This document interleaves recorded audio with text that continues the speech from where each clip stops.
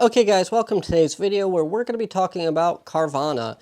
The original plan for this video was to just do a single video showing off kind of the process of ordering the car and getting it. However, things have changed. I'm actually having a problem with my order. So we're really going to talk about customer service and the ordering process on this video. I think the customer service side might be a little bit more interesting, so we will start with that and then move into what the process is actually like for ordering. I think this video will be helpful for anybody thinking about ordering from Carvana and trying to decide if it's actually right for them.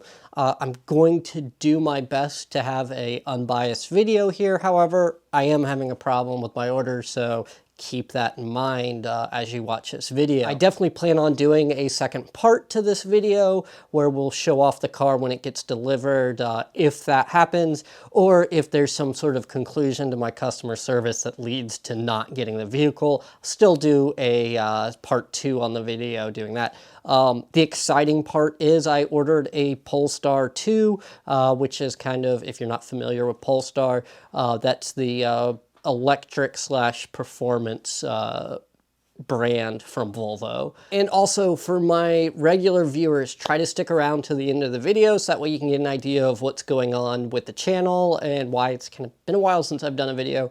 But I'm going to keep that short and sweet at the end. But we're really going to focus on the ordering process from Carvana and just what to expect, definitely if you have a problem in dealing with customer service. Now let's swap over to the computer and take a look at what I'm actually talking about here. So on a scale of 2 thumbs up, where do I rate the customer service? 2 thumbs down. There's a good reason for it too, though. I have 4 main criticisms towards their customer service. First, the chat, the customer service chat, it's not completely clear that you're talking to a bot at first. It makes it sound like you're talking to a human, but it is a chat bot. Second, is they only offer doing customer service over the phone or over text message. And I'm not going to do it over the phone because I want to be able to trace what was said. I always want to have documentation. I much prefer email for this. Text messages are kind of a crappy way of documenting stuff. I think that's intentional on their part that they don't want stuff to go through email traffic. However, I don't know. I can't prove that. And then the other 2, the main one, the biggest problem for me customer service-wide is if there's anything you need to change about your order. You got a typo in your address, you got a typo in your name, something like that.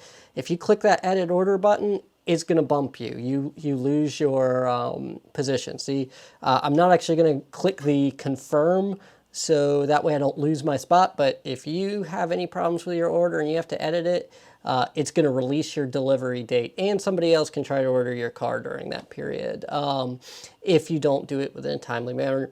They give you plenty of time to take care of whatever that issue is that you need to fix. However, that bumping the delivery date really sucks. And so that last and final reason was that the customer service is not honest. They said that they weren't charging me twice. They said they checked the system and I'm not getting charged twice. However, here I am getting charged twice. They said they'd get back to me within 24 hours, and it's now been 3 days. I will admit 2 of those days are on the weekend, so I don't expect anything, but I did expect to hear back in that 24-hour window because it was a Thursday, and it's a Friday. At the end of the day on Friday, it would have been 24 hours, so I should have heard back sometime on Friday from them about my address. However, as we can see, obviously most of the address is blurred out, but as you can see, the Northeast and the road are wrong. So how did I end up in this boat where it charged me twice for shipping? Well, what happened was I tried to resolve the problem myself first with edit order. It didn't work. It didn't take the change. So then I said, hey, I mean, it's the same day. I'll just go ahead and cancel the order and reorder it immediately because it's the same car coming to the same location. Shouldn't be a problem. So that's what I did, is I canceled my order, immediately reordered it where it was going for the address. And their system definitely knew that because they didn't charge me twice for the car. However, they did charge me twice for the shipping. So that's where it becomes a problem. So let's take a look here. I'm not going to stay on my problems too much here, just because this isn't me trying to get them to resolve customer service for me. This is me just showing you what my problems are and what you might expect to run into yourself. Okay, so this is really the only useful text message for you guys, so I didn't save the whole conversation, just this part where it shows them stating that, yeah, we're not double charging you. So it's saying that I wasn't double charged and that they weren't going to. However, now I am double charged. I was really trying to get them to go back to the original delivery date, because, you know, it's no fault of my own that their system's having a problem. So then I got some screenshots of their system having a problem, of what's actually going on. All right, now this is correcting it for the third time on mobile. It was while I was talking to customer service reset the order and then had me type it in again. So here's a screenshot of what was typed in, and then here's a screenshot of what their system took. So you'll notice that the northeast and the road swapped there in between the two. So you have road, northeast, northeast, road. So that's kind of the problem I'm having, is even though if I type it in right, their system switches it and it becomes a problem. So obviously 2 thumbs down for customer service, and I've kind of explained why here. Let's take a look at the website. I do kind of want to try to be a little unbiased here and show some of the perks, the good side of it, because I want to give them the benefit of the doubt that this is just a system issue and that they just didn't notice what was going on. I'm not going to spend too much time on it though, because it is very intuitive and simple to use. So we're not going to, there's no need to really get nitpicky with the website, because it is pretty good. It's intuitive, easy to use, and so let's take a look at it. Okay, so kind of the key things to keep in mind here with their website is you don't have to make an account to look at cars, which is great, because a lot of times these websites and dealerships want you to, put in a phone number or email or something like that to look, because they're going to hound you later on to try to sell you a car. So that's the nice thing about Carvana, is you can just look and browse without. So I switched to guest browser here on Chrome, so that way it wasn't logged into my account. And you get this page that's really just kind of a blank slate of what are you looking for. Here's SUVs, coupes, trucks. There's a little bit more that my face is cutting off. And then they also have the sell trade, where you can trade in or sell your car. You can sell your car without even buying a car from them, and they just come pick it up. And so that's definitely nice. So let's just go look for a Tesla, for example, if that's what you want.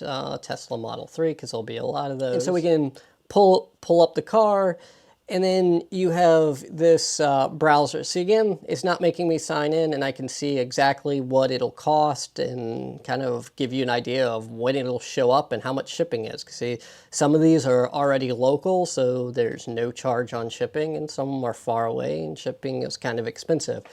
So you can sort it over here on the side by your trim that you want, or the make model. If you want to change to a different one, you'd want to remove these filters if you did that. Yeah, I mean, it's a very simple and intuitive website. Once you finally find a car that you want, without even making an account yet, you kind of are there and ready to order the car. So now is when you actually have to make an account, once you start ordering the car.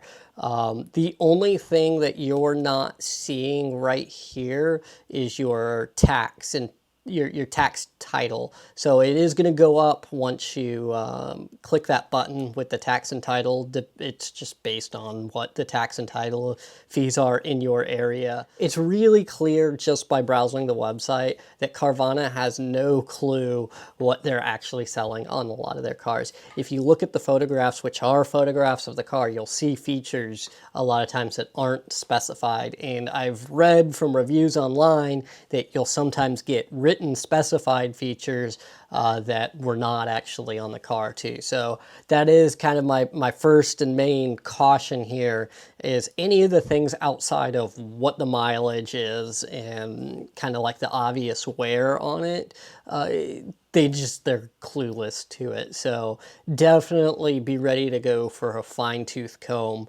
across what you actually received once it gets to you. Like, make sure you got those features.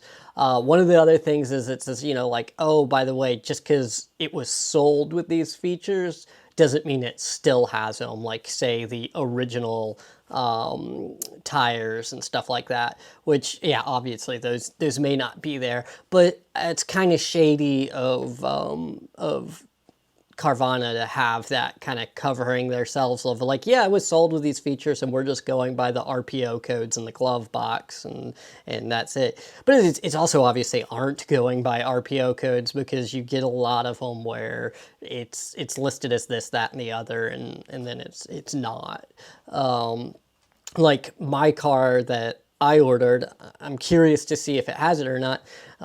It does not specify that it has the 360-degree camera. It doesn't specify that it has pilot, but when you go through the photos, you can clearly see when it's in back and reverse that it does have the 360-degree camera. And if it does have the 360-degree camera, that means it does have pilot. So that's kind of a question that I have about my car, but I'm not going to hound them to get an answer. I'll figure that out when it gets here. I definitely wouldn't count on having something that is not listed in the vehicle specifications, though. But yeah, I mean, I think that it's a really great intuitive website. See, you do actually get the tax title feed down here. So scroll all the way down, figure out what it is that you're getting.